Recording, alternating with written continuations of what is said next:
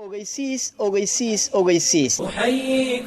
أحييكم وبالأشواق ناتيكم فأغلى وردنا أنتم وكل الورد نهديكم معهد دار السنة oo aad uga barateen waxbarasho tayo sare leh kuna qaabaysan halbeega casriga ah ee tacliinta dunida allahna aqoonsi caalami ah waxa uu ku wargelinayaa waalidiinta caruurtooda la jecel barashada culuumta sharciga islaamka dadka waaweyn ee ka daahay waxbarashada ganacsatada iyo shaqaalaha jecel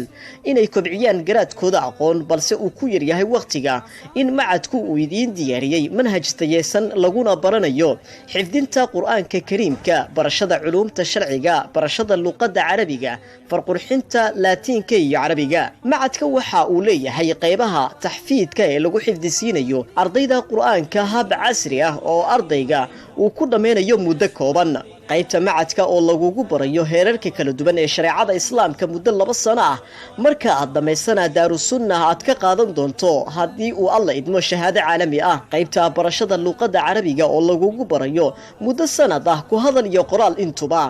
qaybta farqurxinta laatiiniga muddo 2 bilood ah wacyigelinta dadka u baahan barashada culuumta sharciga ah